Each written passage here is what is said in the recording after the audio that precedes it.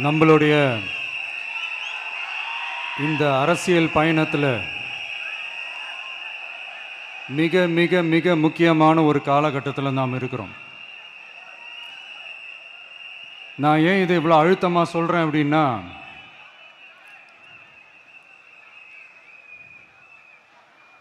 ஏதோ அழுத்தம் இருக்குமோன்னு நினைக்கிறீங்களோ? அழுத்தமா? நமக்கா?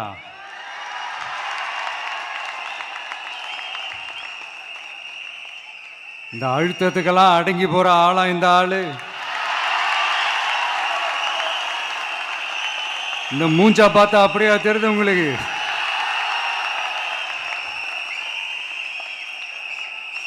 அதனால் அப்படியெல்லாம் நடக்காது. அதுவும் முக்கியமாக நம்ம கிட்ட அதெல்லாம் நடக்கவே நடக்காது. ஆனால் அழுத்தம் இருக்குதான்னு கேட்டிங்கன்னா இருக்குது. அது நான் இல்லைன்னு சொல்ல வரல. நமக்கு இல்லை, மக்களுக்கு. தமிழ்நாட்டை இதுக்கு முன்னாடி ஆண்டவங்களும் சரி பாஜகவுக்கு அடிமையாக தான் இருந்திருக்கிறாங்க. ஸோ அவங்கள நம்பியும் ஒரு பிரயோஜனமும் இல்லை. இப்போ ஆண்டுகிட்டு இருக்கிற இந்த திமுக அரசாச்சும் நமக்கு ஏதாவது செய்வாங்கன்னு பார்த்தா இவங்களும் அவங்கள மாதிரியே தான். இன்னும் சொல்ல போனால் ஒரு படி மேலே, இன்னும் மோசம். அவங்களாச்சும் நேரடியாக சரண்டர் ஆகி இருப்பாங்க, இவங்க மறைமுகமாக சரண்டர் ஆகி இருக்கிறாங்க. அவ்வளோதான் வித்தியாசம்.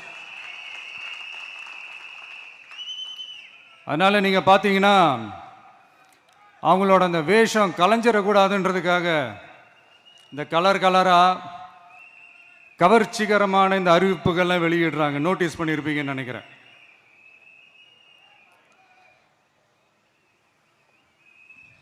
அதனால்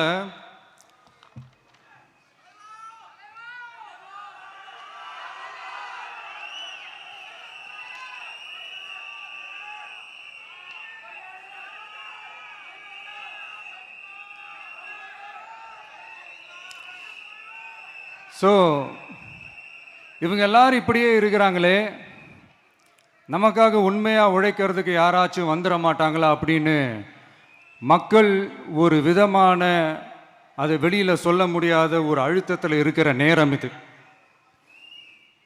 மாற்றி மாற்றி ஓட்டு போட்டு ஏமாந்து அவங்க இப்போ நம்மளை நம்புகிறாங்க. நம்மளுடைய இந்த தமிழக வெற்றி கழகத்தை இந்த விஜய் கூட நிற்பான்னு நம்புகிறாங்க.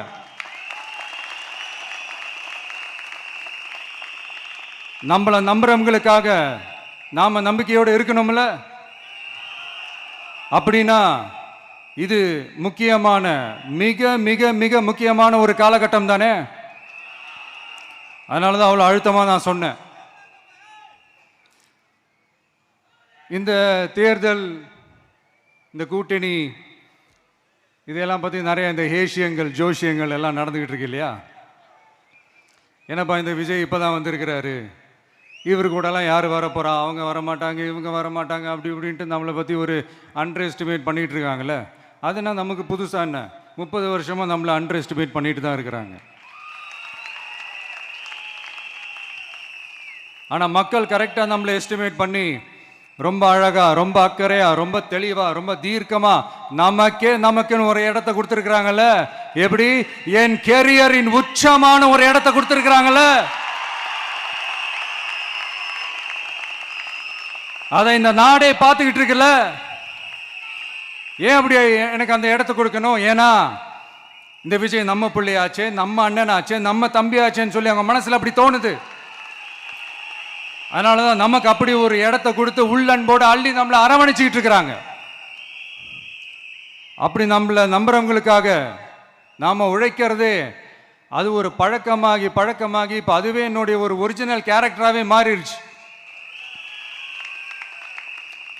இத்தனை வருஷமாக இருக்கிற அந்த உழைக்கிற குணம் அது எப்படி மாறும்? அதெல்லாம் மாறவே மாறாது.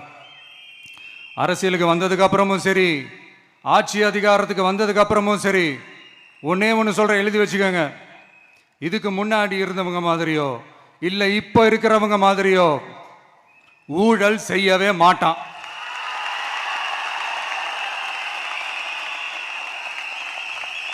ஒரு பைசா தொட மாட்டான். எனக்கு அது அவசியமே இல்லை. புரிஞ்சுங்களா உங்களுக்கு? எனக்கு அதை தொட வேண்டிய அவசியமே இல்லை.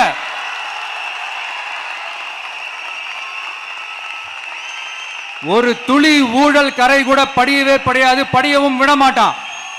நீங்க கேட்கலாம், இது என்ன சினிமாவா, இதன முதல்வன் படமா, ஒரே நாள் வந்து இவர் எல்லாத்தையும் கிளீன் பண்ணிடுவாரான்னு நீங்க கேட்கலாம். ஓகே, பிராக்டிகலா அது பாசிபிள் இல்லதான், but it is a process, right? It is a process. இப்படி எதுக்குமே ஆசைப்படாத ஒருத்தன் அரசியலுக்கு வர்றான் அப்படின்னா, அவன் கண்ணு முன்னாடி ஏதாவது ஒரு தப்பு நடக்குது அப்படின்னா, அவன் கண்ணு முன்னாடி ஏதாவது இந்த மாதிரி ஒரு ஊழல் நடக்குது அப்படின்னா, அதை பார்த்துக்கிட்டு அவன் சும்மா இருப்பான்னு நினைக்கிறீங்க?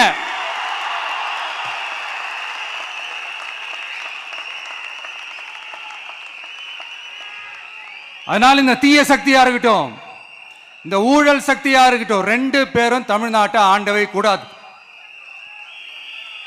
அப்படிப்பட்ட இந்த கட்சிகளை உண்மையா தில்லா எதிர்க்கிற அந்த கட்ஸும் கெத்தும் நம்ம கிட்ட மட்டும்தான் இருக்கு.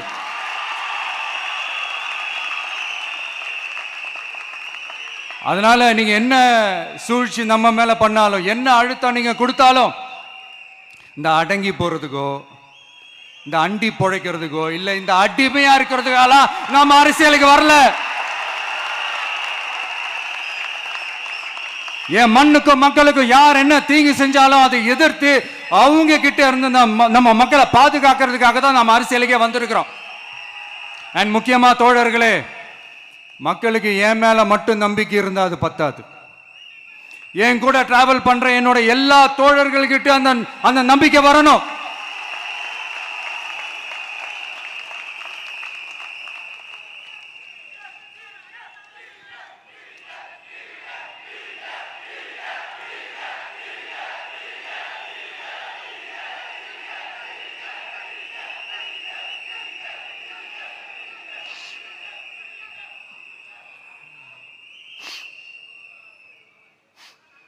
அந்த நம்பிக்கை இல்லைன்னு நான் சொல்ல வரல, இருக்குது. ஆனால் அதை தொடர்ந்து இருக்கிற மாதிரி நீங்கள் எல்லாம் நடந்துக்கிறணும். தப்பு பண்ண யாராக இருந்தாலும் தப்பிக்கவே முடியாதுன்ற அந்த ஒரு பயம் இருக்கணும். எல்லாரும் உங்களை தான் கேட்குறேன், எல்லாரும் உண்மையாக உழைப்பீங்கல்ல?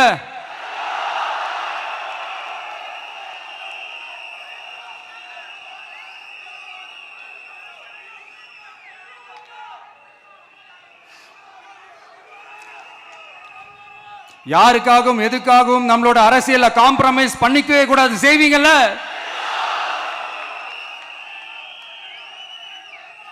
அண்ட் தயவு செஞ்சு எல்லாரும் கொஞ்சம் ஒற்றுமையா இருந்து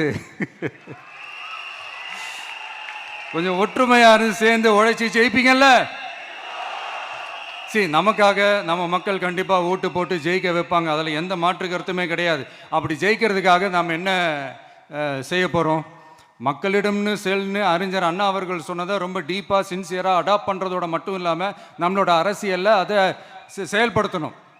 அதுதான் முக்கியம். ஏன்னா இப்போ அரசியல் இருக்கிறவங்க அண்ணாவை மறந்துட்டாங்க. அண்ணா ஆரம்பித்த கட்சியும் அண்ணாவை மறந்து சுயநலமாக மாதிரி பல வருஷம் ஆச்சு. அண்ணா பேரில் இருக்கிற கட்சியும் அவரை மறந்து பல வருஷம் ஆச்சு. ஆனால் நாம அவரை மறந்துடக்கூடாது. மக்கள்கிட்ட போகணும், மக்களோட மக்களாகவே இருக்கணும், மக்களுக்காகவே இருக்கணும். அதுக்காக நாம் என்ன செய்ய போகிறோம், என்னெல்லாம் செய்ய போகிறோம், அதுக்காக தான் இந்த மீட்டிங். ஆரம்பிக்கலாமா? இந்த ரெண்டு கட்சிகள், ஆண்ட கட்சியாக இருக்கட்டும், இப்போ ஆள்ற கட்சியாக இருக்கட்டும், அவங்கள பொறுத்த வரைக்கும் பூத்துனா என்ன தெரியும்ல? அவங்கள பொறுத்த வரைக்கும் பூத்துனா கள்ள ஓட்டு போடுற இடம். ஆனால் நமக்கு, நம்ம டிவிகேவுக்கு அது ஒரு ஜனநாயக கூடம். அங்கே ஜனநாயகம் திருடுறாம நம்ம பார்த்துக்கிறணும். ஒவ்வொரு ஓட்டையும் நம்ம பாதுகாக்கணும். எப்படி பாதுகாக்கிறது? ஒவ்வொரு வீட்டில் இருக்கிற ஒவ்வொரு ஓட்டும் நமக்கு தானே ஃபர்ஸ்ட் கன்ஃபார்ம் பண்ணுங்க. எனக்கு தெரிஞ்சு தமிழ்நாட்டில் ஒரு 2.25 கோடி ரேஷன் கார்டுகள் இருக்கும்னு நினைக்கிறேன். அவங்க எல்லாரும் வேற வேற எந்தெந்த கட்சியில் இருந்தாலும் கட்சி வேறுபாடு எல்லாத்தையும் தாண்டி இந்த விஜய் அவங்க வீட்டில் ஒருத்தனா வாழ்ந்துட்டு இருக்கிறான். அவங்க குடும்பத்தில் ஒருத்தனா பார்த்துக்கிட்டு இருக்கிறாங்க. அதனால இந்த கட்சி கிச்சி எல்லாத்தையும் தாண்டி இந்த விஜய் கூட நிக்கணும்னு முடிவு பண்ணிட்டாங்க. அதனால அப்படி முடிவு பண்ண அவங்கள பாதுகாப்பா பூத்துக்கு கூட்டிட்டு வாங்க. நம்மளோட இந்த விசில் சின்னத்துக்கு ஓட்டு போட வைங்க.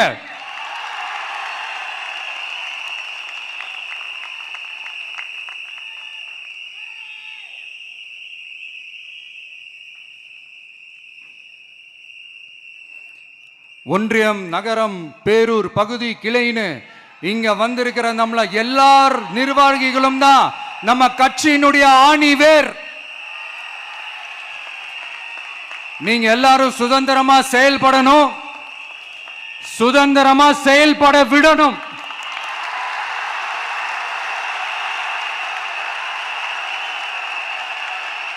நீங்க ஒவ்வொருத்தரும் எனக்கு முக்கியம்.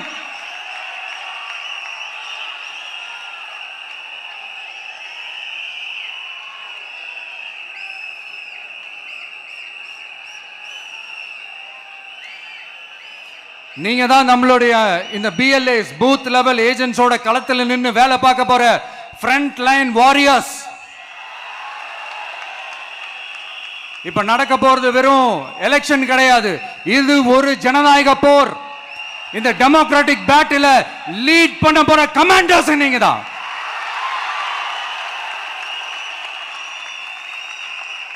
நான் ஏன் இது எவ்வளவு ஸ்ட்ரெஸ் பண்ணி சொல்றேன் அப்படின்னா, இந்த தீய சக்தி எப்படி, இந்த தீய சக்தியோட தில்லு முள்ளுலாம் உங்களுக்கே நல்லா தெரியும். முழிச்சிட்டு இருக்கும் போது முழியை தோண்டி எடுத்துட்டு போற கூட்டம். அதனால கொஞ்சம் ஜாக்கிரதையா இருக்கணும். நம்ம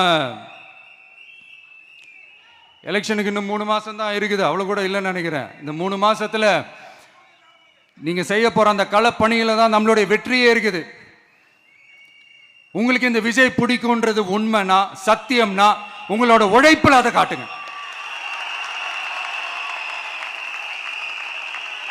அப்புறம் நாங்க அறிவிக்க போற வேட்பாளர்களுக்கு நீங்க உங்களுடைய முழு ஒத்துழைப்பை நீங்க கொடுக்கணும். கொடுப்பீங்க தானே?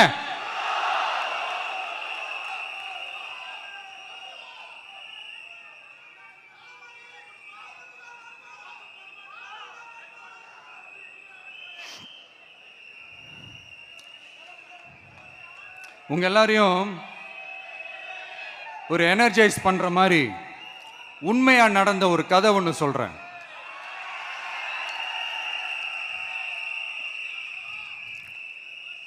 சொந்த நாட்டையே ஒரு கூட்டம் அபகரிக்குது.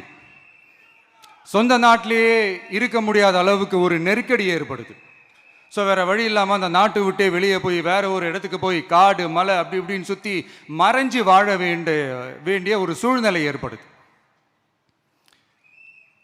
என்னடா இப்படியே ஓடிக்கிட்டு இருக்குமேன்னு சொல்லிட்டு தன்னோட நட்பு சக்திங்க கிட்ட பேசி ஒரு பெரும் படையை திரட்டிக்கிட்டு அதிரடியாக ஒரு போரை நடத்தி அந்த நாட்டையே திருப்ப மீட்டு எடுத்தது யார் தெரியுமா? நம்ம கொள்கை தலைவர்களை ஒருத்தரான ராணி வேலு நாச்சியார் அவர்கள் தான். அவங்களுக்கு அந்த நட்பு சக்தியா கூட இருந்து உழைச்சது சின்ன மருது, பெரிய மருது, சையது, கார்கின்னு சொல்லிட்டு அந்த 3 பேரும் தான். ஆங்கிலேயர் படை, ஆற்காட்டு படை மாதிரி அந்த 2 பெரும் படையை அடிச்சு துவம்சம் பண்ணிட்டு அந்த நாட்டையை திருப்பி மீட்டு எடுத்தது வேலு நாச்சியார். அன்னைக்கு இருந்த ஆங்கிலேயர் படை, ஆற்காட்டு படை மாதிரி இன்னைக்கு என்னென்ன படை இருக்குதுன்னு உங்க எல்லாருக்குமே நல்லா தெரியும். அதனால அந்த 2 படை மட்டும் இல்ல, இன்னும் எத்தனை படை வந்தாலும் எதிர்த்து நின்று ஃபேஸ் பண்றதுக்கு ஒரு நல்ல தலைமையும் இத்தனை சக்திகள் என் கூட இருக்கும் போது, இத்தனை சின்ன மருது, இத்தனை பெரிய மருது, இத்தனை சையது, கார்கிகள் என் கூட இருக்கும் போது நம்ம நாட்டை நம்மளால மீட்டெடுக்க முடியாதான?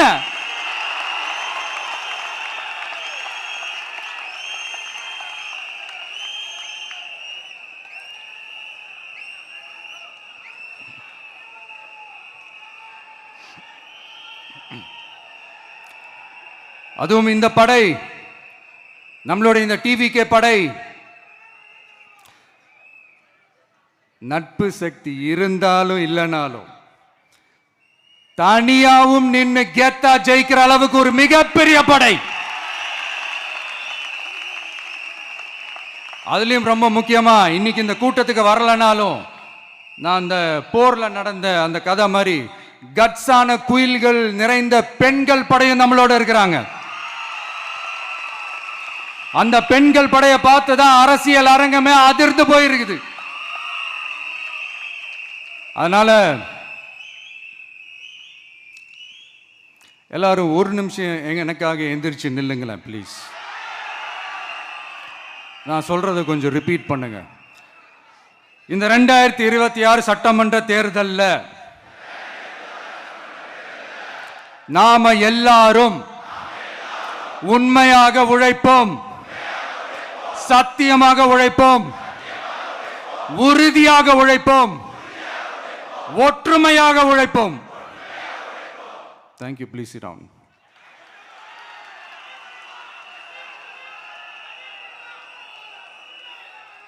உங்களோட இந்த வார்த்தையை நான் மனப்பூர்வமா நம்புறேன். நான் ஏற்கனவே சொன்ன மாதிரி இந்த வரப்போற தேர்தல் இதுவரைக்கும் தமிழ்நாடு பார்த்திராத ஒரு வித்தியாசமான தேர்தல். நம்மளுடைய படை வரிசையும் அப்படிதான், ஒரு பவர் பேக்ட் ஃபோர்ஸ். இவ்வளவு நாள் இதை நாம மட்டும்தான் சொல்லிக்கிட்டு இருந்தோம். இப்போ கொஞ்சம் கொஞ்சமா அதை வெளியில சொல்ல ஆரம்பிக்கிறாங்க. என்னடா இந்த விஜய் கூட இருக்கிற ஃபோர்ஸை பார்த்தா சாதாரண ஃபோர்ஸ் மாதிரி தெரியல, மிலிட்ரியோட பெரிய ஃபோர்ஸா இருக்குது, வரப்போற எலெக்ஷனை கணிக்கவே முடியல, அப்படி இப்படின்னு சில குரல்கள்லாம் கேட்க ஆரம்பிக்குது. கணிக்கவே முடியலன்னு அவங்க வேணா சொல்லலாம், ஆனா மக்கள் ஆல்ரெடி கணிச்சு முடிச்சுட்டாங்க. அவங்க மனசை நல்லா புரிஞ்சு வச்சிருக்கிற நமக்கு அது நல்லாவே தெரியும். அதனால இந்த எலெக்ஷன் ரிசல்ட்டுக்கு அப்புறம் இந்த தீய சக்தி கிட்ட இருந்தோம், இந்த ஊழல்வாத அடிமை சக்தி கிட்ட இருந்தோம் தமிழ்நாட்டை மீட்டுட்டோம்னு உறுதியா அறிவிப்போம். அதுல எந்த மாற்று கருத்தும் கிடையாது.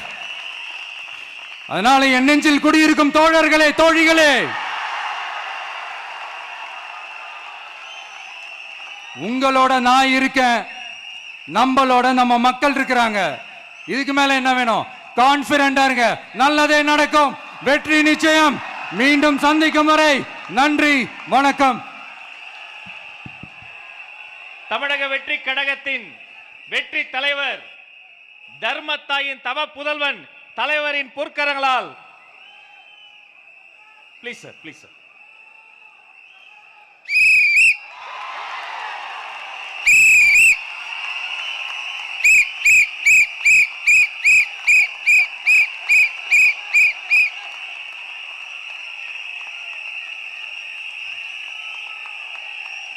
நம்ம சின்னம், உங்கள் சின்னம், நம்மளுடைய வெற்றி சின்னம் விசில். கப்பு முக்கியம் பகிலே.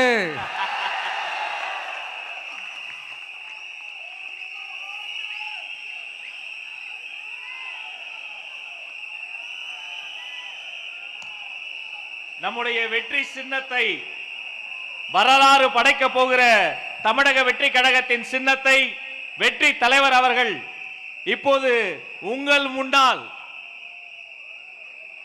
இதோ அறிமுகம் செய்கிறார்.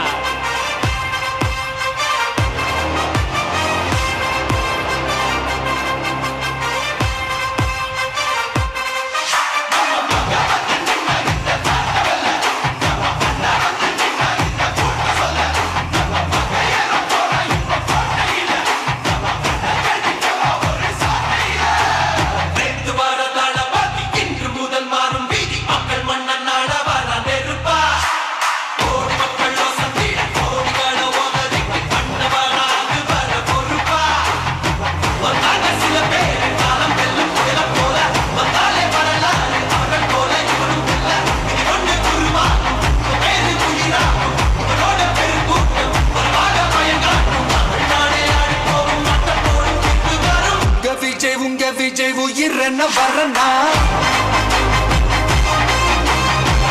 விஜய் உங்க விஜய் எளியவன் குரல் தான்.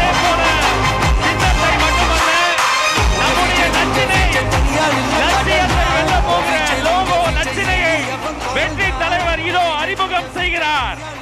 வீட்டுக்கு வீடு, வீதிக்கு வீதி, ஊர் முழுக்க உலகம் முழுக்க புதிய சரித்திரம் படைக்க போகிற தமிழக வெற்றி கழகத்தினுடைய தேர்தல் பரப்புரை லட்சினை வெற்றி சின்னம் விசையோடு இதோ.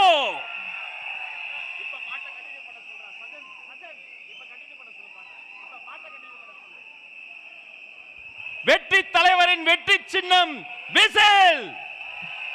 உழைக்கும் மக்களின் சின்னம் விசில். பாட்டாளிகளின் சின்னம் விசில். தாய்மார்களின் சின்னம் விசில். தமிழ்நாட்டின் சின்னம் விசில்.